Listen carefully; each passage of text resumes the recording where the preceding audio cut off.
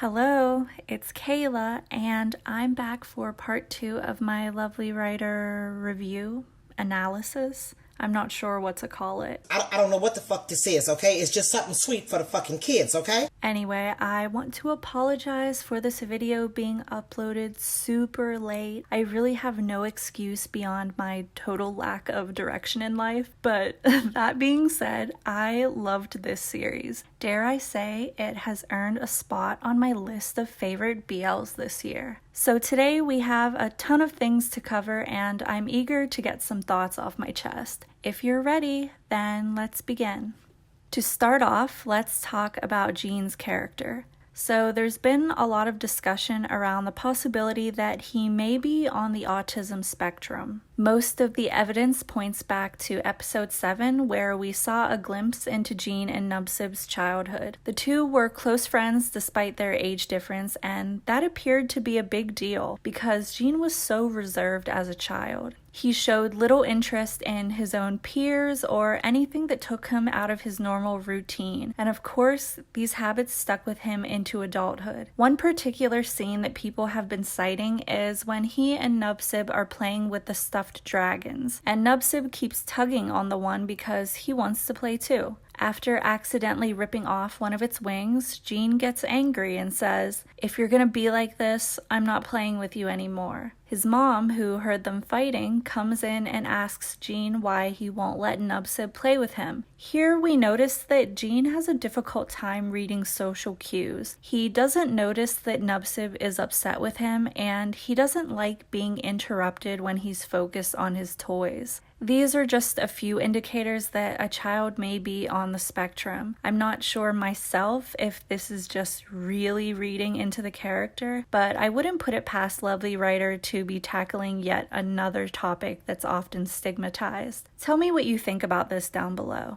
Going along with Gene's personality, I've seen a lot of discussion around his reaction to finding out that Nubsib used to be his friend. I'll be straight up with you. I literally wrote in my notes, "Isn't he being overdramatic?" But I've changed my mind since then, and here's why. We've already established that Gene is the type of person who would rather be alone. He's not going to go out of his way to accommodate others unless he's forced to. So the fact that he let Nubsib into his life is a big deal. He placed his trust in this man only to uncover that he's been lying about his identity. With this in mind, I certainly understand him, and I do think it was a valid reaction to being deceived. Another thing that people have been discussing is how believable it is that Gene wouldn't remember Nubsib from his childhood. This one I can see both sides of. During the flashback scene of the day Gene moved away, it did seem as though leaving Nubsib had a serious impact on him, but I do wonder if that was just on account of his routine being altered, that idea of change. I also think it's important to note that Nubsib never went by his full name, and he took on a different surname. This might have contributed to Gene failing to remember him, but again, this one's up in the air. What do you think about the believability of it all? As we predicted in the first half, there's a lot of commentary about fan service and the downfalls that come with it. One example of this we see in episode 8 during a press conference for Bad Engineer. A fan asks if she can take photos of Gene and Nubsib together, to which Nubsib happily agrees, pulling Gene closer to him. This is followed by another fan asking if she can take photos of Nubsib and Aoi together, since they are in fact the lead couple. Tension starts to build between the two opposing shippers, which is very reminiscent of fan wars that have broken out in the past. We've often seen this happen when one actor in a pairing moves on to work with a different actor. That tension turns into a full-out rivalry in episode 11 when a fan-taken photo of Gene and Nubsib goes viral on social media. The fandom starts infighting about which couple belongs together, and many fans start to blame Gene for interfering with the cast. Seeing this as an opportunity, Aoi hops on a live stream and feigns tears to gain sympathy. People think this moment is directly referencing the Mew Art situation, and I have to agree simply because I don't think there's another instance like that. But this live stream is what causes everything to boil over. The hashtag #SagMustSpeakTheTruth starts trending, and as a result, the company holds an emergency press conference to address things. Typically, the only way fans can have their voices be heard is by tweeting under a hashtag, so I do think this is a general reference to fan culture. It's less common that a company will go as far as holding a press conference, but one instance that comes to my mind is when GMMTV held one for Christ, who was swept up in a controversy about some distasteful jokes he made. Other than that, it seems like companies try their best to ignore problems until they go away. But I digress. On the topic of Aoi, let's talk about him a bit. So after interviewing Bruce on the Lovecast podcast, I've concluded that Aoi is the most fascinating character in Lovely Writer. He's a person who doesn't think before he acts, and that backfires 100% of the time. And yet he doesn't learn. He keeps self-sabotaging because he's internalized this idea that he's undeserving of love. Even when Moke confesses to him face to face, he can't see that what he's been searching for is right in front of him. The main reason for this behavior is the trauma he's endured in the past, which has prevented him from making real connections with others. His loneliness is a consequence of how he treats the people he encounters, and he sees this through to the bitter end. He is such a pitiful character that I couldn't bring myself to hate him, and so I'd love to know, do you think he deserves a chance to redeem himself, or do you think he's made his bed and should lie in it? Now let's talk about the confrontation. In episode 9, Auntie Orn invites Jean and Nubsib to spend a few days back at home. They agree to go, and on the first night, their families get together for dinner. All is well until Jean's father asks how they ended up living next door to each other. Jean explains that Nubsib is an actor in the series adaptation of his novel, and there was nowhere else for him to stay during filming. This sparks a conversation about BL and its rising popularity among the younger generation. Jean's mother shares that she's been trying to learn more about the genre, to which his father replies, "Why? It'll fade. It's not going to stick around long." Joining in, Nubsib's father asks if his son has to engage in fan service, and Jean explains how BL actors are marketed as a couple. Eventually, the topic of Jean and Nubsib being shipped by some fans is brought up, and Jean's mother says, "If you put it like that, if our two boys were in a relationship, it's pretty weird."